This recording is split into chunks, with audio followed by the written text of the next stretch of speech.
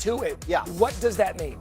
Well, it means from today until 4 p.m. Eastern on March 3rd, teams can apply the franchise or transition tags to a player. One player per team maximum each year. And the franchise tag obviously keeps a potential free agent player off the market while the team ostensibly works to do a long-term deal with that player. Transition tag, same thing, but at a lower price and with different kind of conditions. Yeah, and that's important, too, because it opens today, but there's certainly an amount of time to get this thing done. So now that we've set it up, let's run a little bit of the hurry-up offense. When you look at this big picture, Dan, of all the players that could be tagged, which player is most likely to be tagged at the end of the franchise tag window? George Pickens of the Cowboys. I mean, this is a situation where they've had him for 1 year. They're already paying CeeDee Lamb top-of-the-market wide receiver money.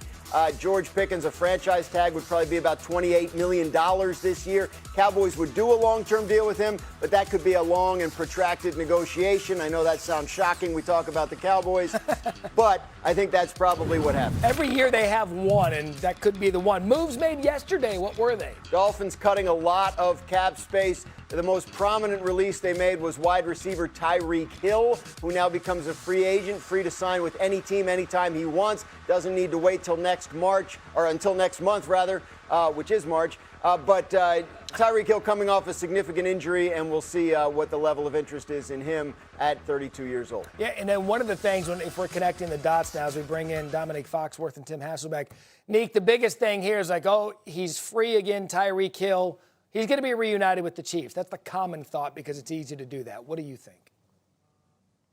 Yeah, I mean, I think that a talent like Tyreek Hill, most teams would be willing to add him to the roster, but I think Graz already alluded to the big question marks around him. He's coming off of a really severe injury where he dislocated his kneecap and tore a number of ligaments, and he'll be 32 next month, which is around the age where receivers fall off. So if he goes to the Chiefs, I think the expectation should not be, or if he goes anywhere, honestly, the expectation should not be that he's a true number one. Of course, he'll have an impact because he's that type of athlete, but I think he's past the point in his career where you can build an offense around him being the explosive players, and I think the Chiefs already know that. Yeah, but he is a nice veteran receiver if you bring him in, and he is healthy. Again, you said he's got the speed. He can come in and make something happen should he reunite with the Chiefs, and that offense needs a bit of a pick-me-up. So, Graz, that was some of the moves with the Dolphins yesterday. What was another move, or what could they do coming up next? Well, they also released a couple other guys, most prominently Bradley Chubb, the edge rusher. But the key question for the Dolphins now is quarterback Tua Tagovailoa, who was benched toward the end of last year. Now you have a new coach and a new GM coming in.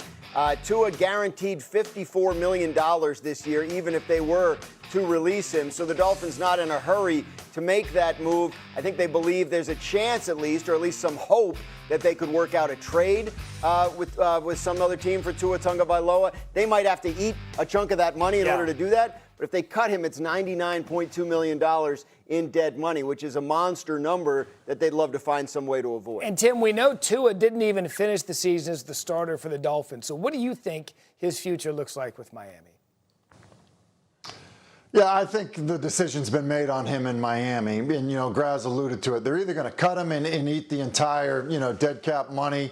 It's a reset in Miami. Obviously, new head coach. You look at the division. They're not in a win-now situation when you look at New England and Buffalo.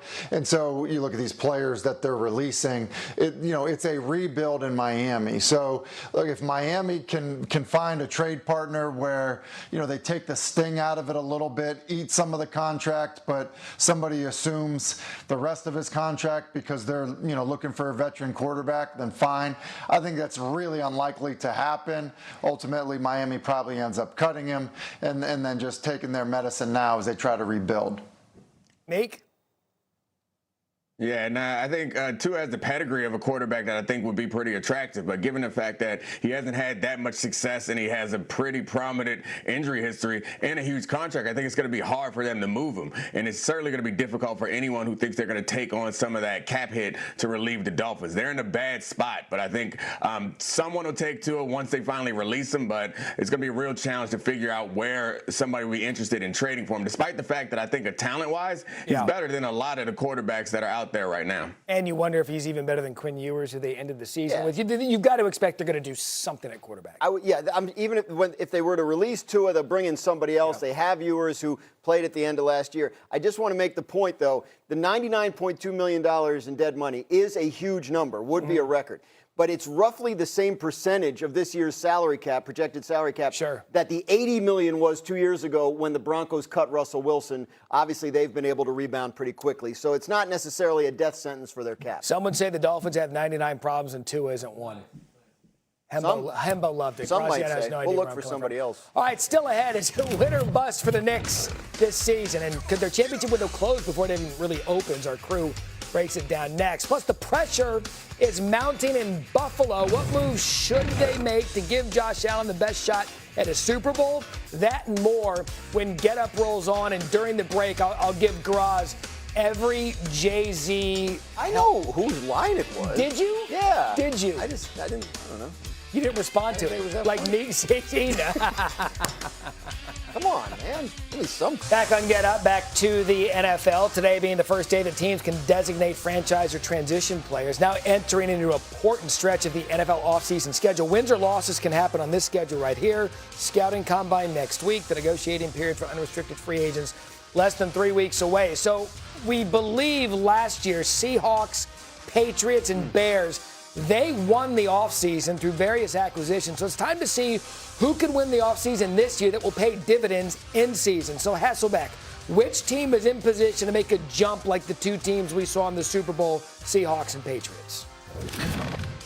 Yeah, I look at the New York Giants as a team. Second-year quarterback, significant changes in terms of, adding a head coach with, obviously a track record of success in the National Football League, and a team that I think, probably has more talent around the quarterback than New England did, after Drake May's first season. So I think there'll have to be some changes, in terms of, how Jackson Dart plays.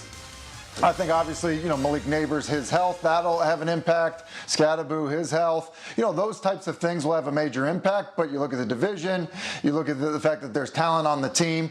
Can they make a big jump? Quite frankly, I feel like they can. Yeah, and you would argue, too, they've already won the offseason by getting one of the most coveted head coaches on the market in John Harbaugh. So, Nick, we talked about this yesterday. Giants are trendy right now. Do you think they are in position to win this offseason? Absolutely. I think they still have the number 5 overall pick, which will help them. That'll be a contributor right away. You combine that with the fact that they have important players at all the key positions. So like a left tackle, they have that. A quarterback, they have it. A number 1 receiver, they have it. They have you need like a pass rusher to close the game. They have a number of pass rushers that can close the game. I think depending on how the coordinators pan out, this team could be really competitive in a division that sometimes is pretty unpredictable, as Graziano knows. Yeah, and look, and this is one of those times, Graz, where we talk about it. When you look at these teams and the moves they make from now till training camp can dictate success. Having said that, which team do you believe is under the most pressure to have a good offseason? The Buffalo Bills. If you get to the second round of the playoffs and fire your 9-year head coach, that means you're wanting to win now. And the Buffalo Bills are under pressure to put together a team that can do that. We've reached the point in Josh Allen's career where the narrative around him is, are the Bills failing Josh Allen? Obviously, they don't want to be known as a team that did that. New head coach Joe Brady, general manager Brandon Beane, under a great deal of pressure to get the roster to a point where they can get that AFC East title back and make a run at the Super Bowl. And look, I'll take it one step further. You finally got Patrick Mahomes and the Chiefs out of the way. And you couldn't take advantage of that in the postseason. They get rid of the coach. Tim, do you agree that the Bills are under the most pressure coming into the season? Well, I agree with everything that Graz said in terms of the pressure, the challenges, and the expectation when you do what they did moving on from Sean McDermott. I'll throw another team out there. How about the Dallas Cowboys? We talked about it earlier in the show, in terms of, how they're handling or how they have handled contracts in, past years. Well, now they're going to be front and center again with George Pickens, who I think a lot of people believe could be the best receiver in the game or one of the best receivers in the game. And so you're going to have that. You're also going to have the fact that they're going to be probably looking for an edge rusher. Remember, they had an edge rusher that they didn't get under contract. So I think that Dallas, because it's just the nature of it, and quite frankly, because of how they've handled talent that they've had in their building, I think they're going to be under quite a bit of scrutiny when you look at how they handle the offseason. Yeah, Dallas is under pressure every year because Jerry Jones, can he balance the checkbook properly at the right time? So, Nick, our friends have given you a choice, Bills or Cowboys. Who do you believe is under the most pressure to win the offseason? Yeah, I mean, honestly, I think both of these organizations recently, at least, have been like used to some level of disappointment. But I think the Cowboys fans are a little bit more used to it. And when you have a quarterback like Josh Allen playing the way that he's playing, not that Dak isn't playing well, but I feel like the focus on Josh Allen and the decisions that were made at that organization, I think it heightens the pressure. We're all waiting for Josh Allen to get over that hump, and it seems like they're pointing to Sean McDermott as the reason why they have not. So I think a lot of pressure falls on not just Josh Allen, but probably more Brandon Beane, the general manager, who seems like he was at the helm for the most important decisions in that organization right now. And look, we see it in the NFL year in and year out. It's structured this way for each team to have competitive balance to get to the point where they're in the playoffs and in the Super Bowl. So you can go from worst to first in a matter of one season. Neek, which team do you believe is most likely to do that, from worst in their division to first? Yeah. I took a look at the standings, and it might be a little bit cheating because this team is not bad, but Detroit finished last in their division. So I think cheating. Despite the fact that the division is really good, you said worst to first. Were they worse? Can they be first? Yeah, that's where I'm putting my money if I was someone who bet. I think that team is super talented and very tough and well coached, and I think the changes at the coordinator position was a bit to come back from. But I think if I had to pick one team that could take over their division and go back to where they believe they belong, it would be the Lions. By letter of the law, by the way, he is right. Correct. And I don't think a lot of people realized until this morning that maybe Detroit was last in their division. They certainly do have the skill to rise up again. Who are you going to pick? The Saints? The Cardinals? Who else is that? The Giants? No, you aced the test. You answered the question. The question comes in. It doesn't say like must have had a losing record. Must have been bad. Right. The Lions were 9-8. So obviously that does feel like cheating a little bit. It was my pick too because again they didn't put the conditions on it. I think go back to the Giants, right? I mean they were 4-13. Yeah. So maybe that's a sort of a bolder pick than the Lions. No offense, Neek. Again, I did the exact same thing. But if you're looking for a team that was bad last year and make the jump, like the Patriots last year were 4-13 and make the jump to division champions, that's probably the one that stands out. I don't like Vegas or the Saints or the Cardinals or any of those other teams. You think the Saints? I mean, they have a division that's potentially winnable. I don't know who else you think. Yeah. Yeah, I mean, I think the exercise of the Patriots are probably, and it is Fat Tuesday. It is? Yeah, I think so. Why aren't we partying? We will after the show. Okay. We get off at 10. Hasselbeck, you're worst to first. Who do you like? Yeah, I mean, I think it's the Saints. You just look at that division, you look at the quarterbacks, you look at the trajectory. We're talking, Jackson Dart and the fact that, hey, maybe, there's a big jump in year 2. Well, isn't that exactly what's going on in New Orleans? I mean, I feel like it is. Then you think about, how they finished the season. Kellen Moore did a good job in terms of, I think, having that team improve and get better. So that is a team for sure. A lot of it's the division because I don't think that there's, a clear-cut, team in that division where you think year over year they're just built for sustained success. And so, I think when you look at New Orleans, that could easily be a team that was 6-11, so they certainly weren't a winning team this season. But how they played down the stretch was pretty impressive. I'm going to keep the Fat Tuesday theme quickly now and give each of you a bonus question. Which team are you the most gluttonous on going into next season based on what they did this year? Gluttonous. Gluttonous mean overdo it, like just Fat Tuesday, you can overdo some beverages and food. Probably the Bears. The Bears. Yeah. Gluttonous on the Bears. I'm big on the Bears. Yeah. Yeah, I mean, is it cheating? Maybe I'm copping out all the time because I'm going Seahawks. Give me Seahawks. Well, I was really impressed with their defense. I think they get better. Hasselbeck. Yeah, listen, Seattle's definitely poised to be really good. Like, there's no question about that. Look, I think a lot of people are selling New England. I think a lot of people have done that, because they appear ahead of the schedule. I'm not so sure that New England, remember, they're still on a rookie contract with, Drake May, and that's going to be the case for a little while here. So I think New England's going to be better than people think, kind of writing them off with a Super Bowl hangover. I feel like the way you asked the question, gluttonous, is like, which team are you irrationally excited about? No. Like the Bears might not be that great, but I'm into it. I would have said, who are you giving up for Lent? Like both of you, all three of you, you're done. Let's go to college hoops now. There is a lot. Look, you just got to think on your feet, Ross. I'm done. Let's go back to college hoops. Kansas State has fired men's basketball coach dropping yesterday, Gross. Dolphins releasing veteran wide receiver Tyreek Hill. This was an expected move, especially given Tyreek's salary and injury situation, but it happened officially yesterday. They also released Bradley Chubb, a couple of other guys as they work to cut cap space and begin what looks like it'll be a rebuild under new head coach Jeff Hafley and new GM John Eric Sullivan there in Miami. Which is where the new management comes in, Neek. And so when you look now at the next moves for the Dolphins, do you believe the next move that they should make under new management is move on from Tua at quarterback?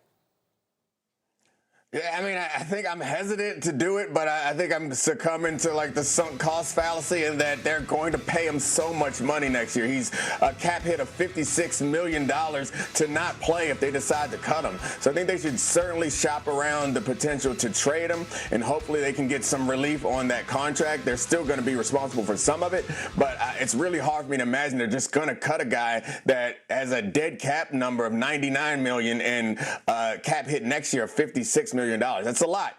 But I guess they're anticipating a rough start to Jeff Hafley's tenure with the Dolphins. Yeah, Tim, when you look at it now from the quarterback's perspective, what are your thoughts on the Tua situation? Keep him, move on. How would you handle it?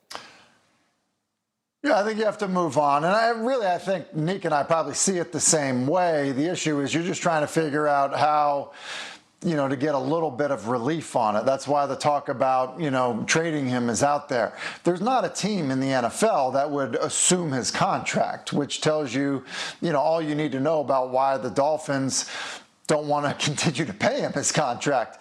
And I think when you look at the division, look at the fact that they're under new management, and the reality is that there's going to have to be some patience on a rebuild in Miami.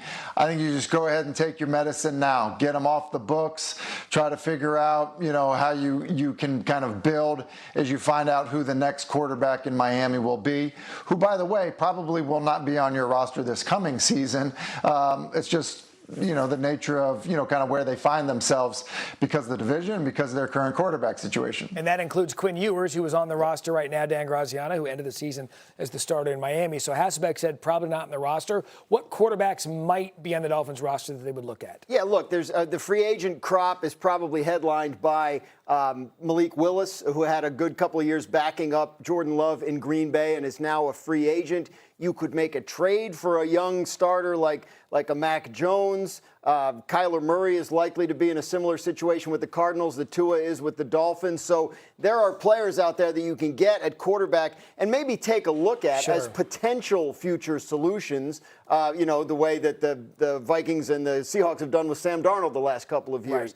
Right. Or else you position yourself to get as high a pick as possible in next year's draft and maybe address it there. But the Dolphins have to come out of this season, or this offseason, at least knowing what their general plan is for the quarterback position moving forward. And look, they're going to be in competition with other teams that need the exact same thing. We talked about the Steelers yesterday needing the same thing. All right, new management up number 2, at least from the head coaching perspective, the New York Giants. Why does John Harbaugh have to fix this puzzle, and what must he prioritize? Well, the biggest priority with the Giants is going to be the continued development of quarterback Jackson Dart. So everything that they do as an organization is going to be with an eye toward what's best for him. Does that mean another wide receiver? Does it mean they have to tinker with the offensive line? Does it mean just building out the defense, which could use some help on the back end? John Harbaugh built an extremely experienced coaching staff already with the Giants. Matt Nagy in charge of the offense, but a lot of other guys, Greg Roman, et cetera, who have been in positions of power in other organizations. So they have the coaching infrastructure that they want. The question now is how do they build out the roster to make the most of Jackson Dart's early years? And look, he gave Giants fans a lot to be excited for. Sure. And Tim, we didn't see much of a connection that you can't wait to see more of because of injuries. Yeah, like Malik Neighbors, what his injury situation when he gets back, that's a big deal. I think that he was off to a pretty good start in terms of, production and showing that he was a guy that, look, you just look at young wide receivers that you just kind of move around and find ways to get the football to. He was off to a great start. The problem is, the expectations now for guys, that have ACL injuries are just, it's super high. People think that, 6 months later they're going to be back to themselves. Sometimes that's the case. Sometimes it's not. So we'll see where that stands. I think help up front will certainly be, the route that I would think they go. I think that, trying to coach, Dart to play a little bit smarter will be a big part of the process. But I think there's a lot to be excited for in New York. Yeah, and look, the concussions with Jackson Dart, that's going to come up. He's a mobile quarterback. He loves to run and get extra yards. So, Neek, you heard Hasselbeck bring it up there, the protection, getting help up front. Would this be your one priority if you were running the Giants?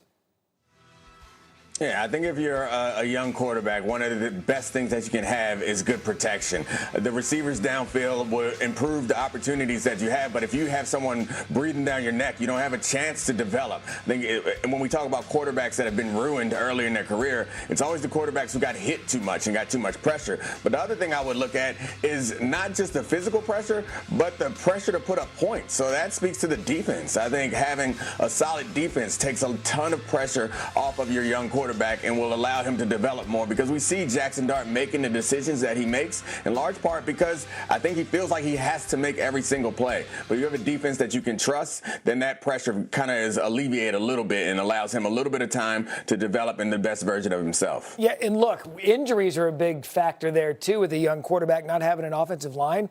But ruining their confidence so early in their career, we've seen time and time again with a young quarterback. Maybe that's why some of these guys need 4 or 5 teams before they can finally hit in a big way. Speaking of hitting, new management in Pittsburgh for the first time in, 60-plus years, their fourth coach, 20 years of Mike Tomlin.